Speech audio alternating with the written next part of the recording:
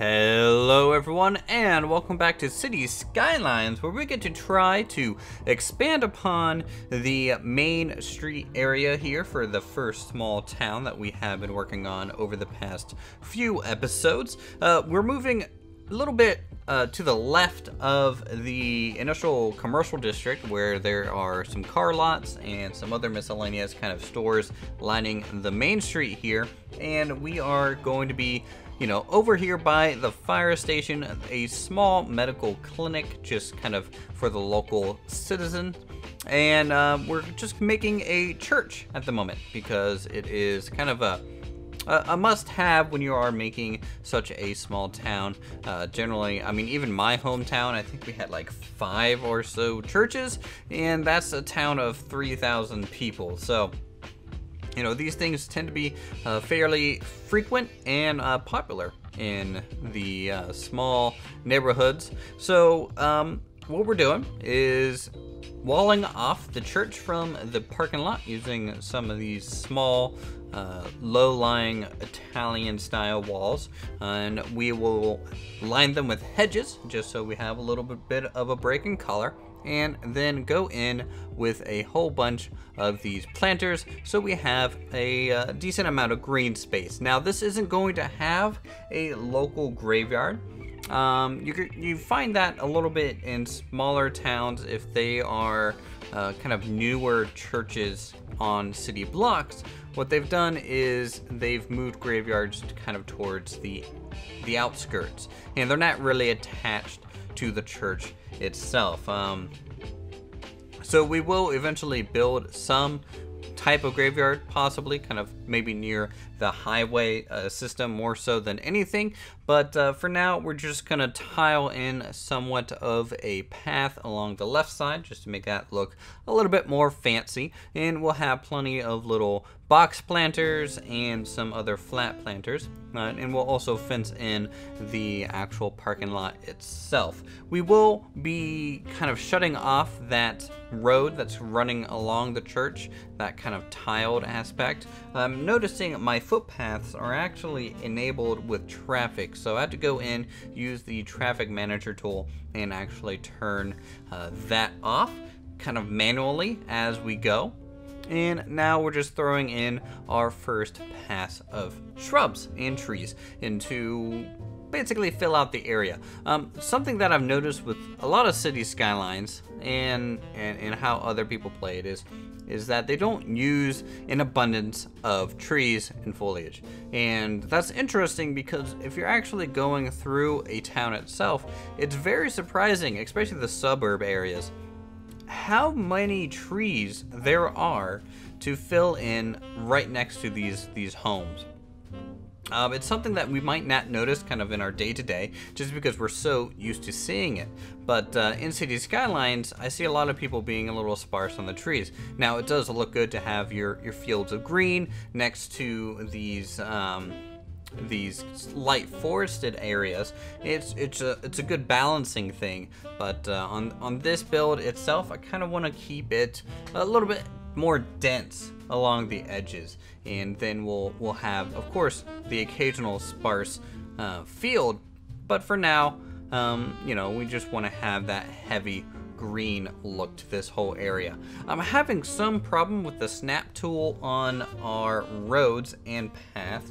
I don't quite know what's causing it. Sometimes it snaps correctly, other times not so much. But we're working on a little bit more of the Main Street area. This is going to house the post office, which is that square building, and the local bank branch right there. That's going to be servicing the populace as well. We're also going to be adding a liquor store, somewhat of a small bar, and some light convenience stores to a very small grocery store. My hometown of 3,000 people didn't really have a grocery store. We just mainly used convenience stores, and that were kind of combined into the gas stations themselves. And we might have one restaurant in the town. So it was definitely more of a residential area, really only, but I think having this in Cities Skylines just makes the most sense. It kind of tries to balance out that RCI rating at the bottom there as best as possible. We're going to be combining two detached homes here to try to make some sort of a small hotel that you might find along the entrance to some local towns. And this is, you know, in case an event's going on, especially say if you have a local sports team that is popular, high school level. You know, you're gonna need a little bit of a place to stay, or if people are just visiting from out of town, they're gonna need a place to stay as well. This is going to be basically the last bit of heavy concrete in the town, besides maybe the schooling areas when we get to those. But this is going to be the last bit of really heavy parking lot details and the last bit of these commercial areas in general. Now, I know that's going to probably throw off my RCI a little bit, but we'll add more commercial as we expand into other towns, which will hopefully offset that even a little bit more in a balanced fashion. We're also going to probably end up removing some of the concrete in areas. I figured this is just too much of this solid gray block, and we will be using planters to kind of split these parking lots into their own kind of separate areas. And then any extra dead space that is left over, we can simply remove the concrete to allow for small fields. I've noticed a lot of smaller towns, they have an abundance of fields. Even growing up in one, you know, those fields are definitely where a lot of children gather to play, you know, of course, some football, possibly some baseball on their own, and they just provide kind of a natural playground here and there. Now, you probably don't want your kids to just be playing next to a commercial zone like this, but it is what it is, and it does happen from time to time. We're going to fence in a little bit of the back area here by the post office. This is going to be the loading zone for the actual trucks. I need to download a mail truck if there is one on the Steam Workshop. I just haven't looked, so we're going to probably use some vans initially just to make sure that works for us. And I'm really happy that we're using more of these working parking lots.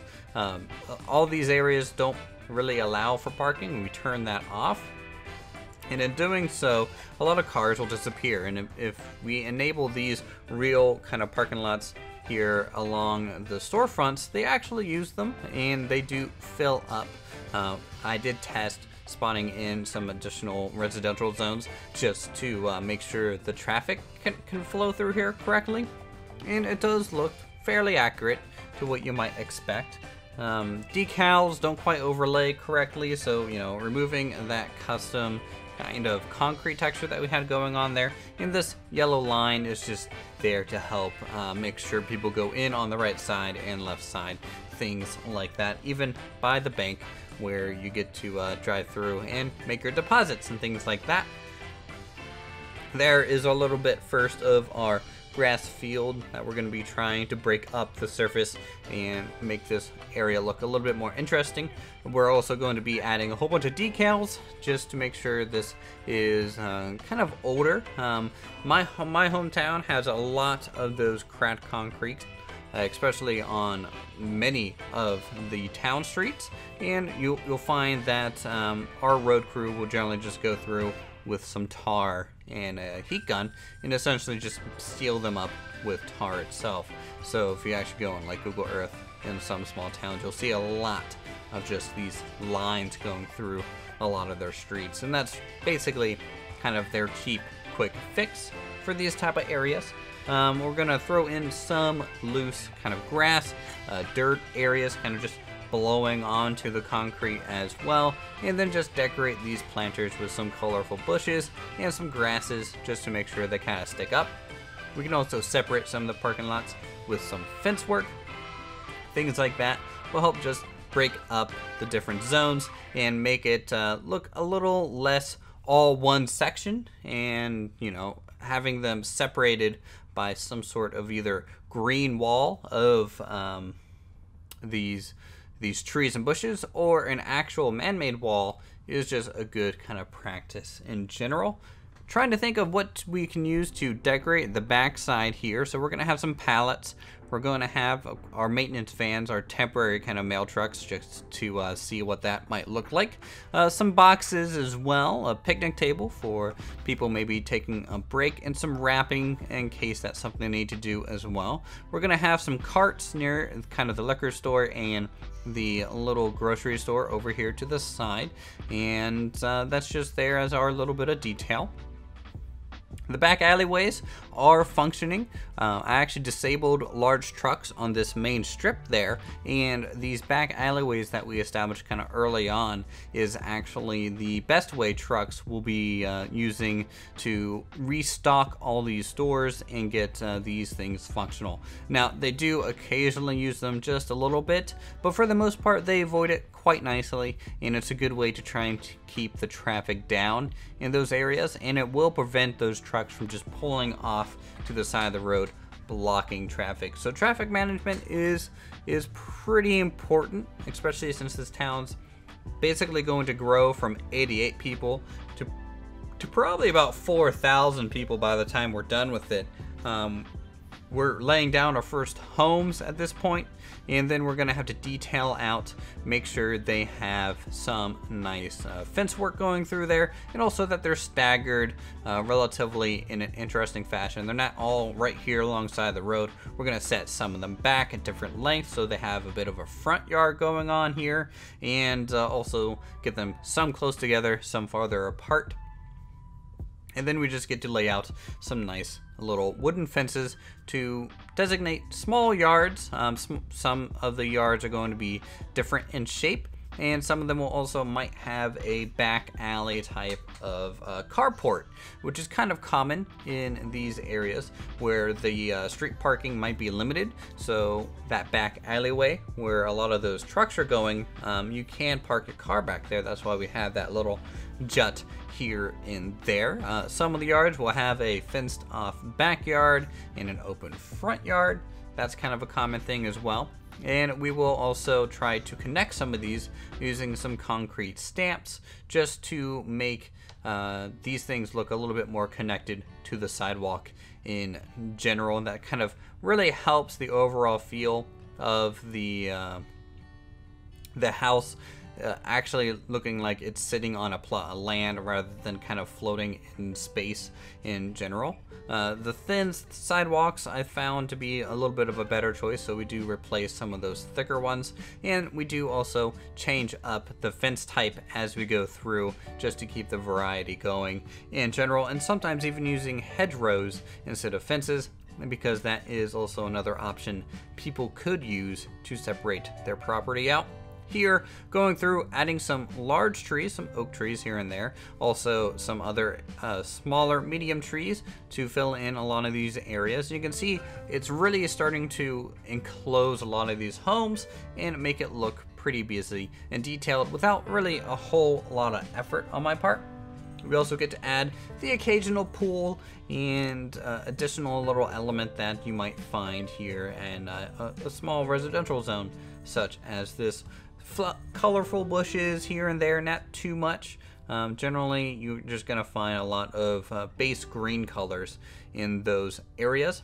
We're going to do pretty much the same to the other side, and as we are going to get farther away from this kind of main street commercial area, the homes will probably increase from 1x1 plots to 2x2, maybe 3x3s, and you're going to get bigger families in those areas, and will help increase the population, I think, quite nicely. We're also going to go in front of the church and make somewhat of a small park here, and this is also going to house some tennis courts, some basketball courts, and I think one volleyball court. It took me a little bit to come up with a layout that I actually kind of liked more so than not, and this is just kind of trial and error. I do also have to raise up some of these elements just to make sure they're not kind of sinking into the ground. That is a little bit of a problem. I don't know why. This terrain didn't look super uneven to me, but we might have some small rolling hills in these little areas. So that's something to deal with as we go through. Still moving around the basketball courts and the tennis courts. In fact, these tennis courts would not work at all lined up in a straight line like that. And I kind of noticed that when I go in to add this fence here, and, you know, I wanted this green wooden fence, and I'm sitting here thinking, wow, those baselines are really close together. As a person who plays tennis, this would not work. And so we move them. Tennis courts are definitely better suited side by side like this. That way you have plenty of room to back up from the baseline, either to receive a serve or also to chase a ball down if it's going to go pretty deep via lob or what have you. And deciding that this spot over here might be the best location, we're going to separate the courts with a little bit of a path in between, and then we'll also have to go in and turn off all the vehicles on these footpaths that we've been kind of setting here, because as you can see, some cars are using this as a shortcut to get around town, and they really should not be driving here. It looks a little weird if they do. We're gonna have a few parking spots just sparsely through there, and then we'll just use some trees, some shrubs and things to seal up. I do want to have plenty of open green field space here, just so people could possibly play either frisbee in these fields. That's something I played a lot growing up. Some ultimate frisbee, some of course, some maybe pickup football games and things of that nature in general. We're also gonna have a little bit of a pavilion plaza, and that'll be basically it for the park and speed build section. So if you guys want to stick around, we'll go ahead and take a look at some real-time views. Okay, so here we are taking a look at the current main street. A little bit of commercial area being backed by our residential buildings here at the sides. We also get our church, and across from the church, our little city park that we have constructed here. So going into some of the details, we have the occasional plot of land, which is pretty nice to throw in the odd house. Surround that with some grass, some trees to break up the surface. And over here is the local clinic in case people want to be checked out, which will be pretty handy to have, I'm sure. We get plenty of parking for the church. The church is more of a tourist attraction. We get colorful flowers going through here, a cobblestone kind of base plaza area surrounding it, and again, the graveyard is probably going to be off in the distance somewhere else, probably on the edge of town. Occasionally that does happen, and it does have a fountain as well back here. You'll notice a lot of these homes really have trees and bushes right up next to them. This is kind of a common thing that I've noticed kind of looking at Google Earth that I don't think a lot of people kind of capture in Cities Skylines a lot. These trees are pretty much everywhere. I think people don't really notice how much greenery is near towns like this. So it's pretty cool to have all this. We also get the little bit of sidewalk kind of going up through the yard just to help break up some of these green spaces like this.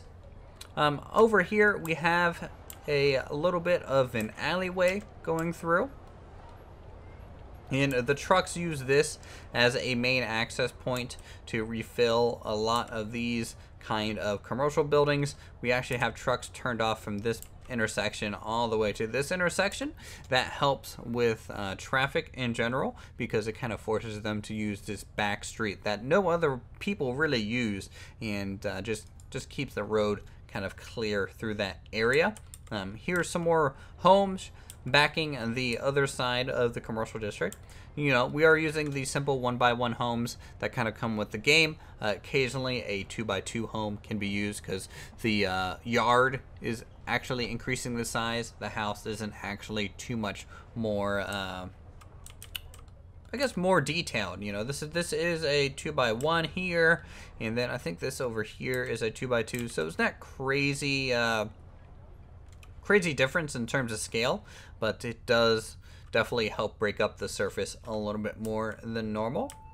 This is the local kind of motel. You know, in case people are visiting the town, they definitely need a place to stay. This is actually just 2 Ryko homes kind of stuck together to make it look like it. The little porches here going along definitely help with that look. Definitely make it look like they are separate rooms. So, you know, the parking lot out front, the kind of short building that's kind of long, elongated, does look like a hotel. So it definitely serves that quite nicely, I think. We have our little bit of a downtown strip going on here, with the post office being this building, the bank being this one. We have a little bit of a grocery store here, convenience store on the other side. Here you can see the trucks really using that back alleyway as much as possible. Sure, they do clip through in areas, but that's just sadly how Cities Skylines operates sometimes. Here's the local liquor store. That is a much needed attraction. And then we got our park with the covered pavilions here. 2 gazebos going on, 2 basketball courts, 2 tennis courts, a volleyball court, and really that is about it. I'm trying to figure out what this is. It's a water fountain, and then some, it looks like a planter of some kind, but just doesn't have a tree. So maybe, I don't know, you can almost call it a horseshoe kind of area. We left a lot of kind of green open space here. You know, people do like to play field games, you know, be it ultimate frisbee or football. So, you know, those things are kind of necessary in these spots as well. Anyways, I think that's about it for what we have done so far. I hope you guys are enjoying the overall feel of this small town kind of tucked along the river here. We're going to be working on a lot of homes here next episode, and also we will be working on the local school, elementary school and high school. No college in this zone. It's just too small of a town to really need one. Anyways, if you guys are enjoying this stuff, feel free to subscribe to my channel for more creative goodness such as this. Go ahead and leave a like down below and a comment on what you might want to see, and add to our little bit of a build here. Now, some of your guys' suggestions might be put off to the next town, but go ahead and suggest away. So until then, thanks so much for watching, and I will see you in the next episode.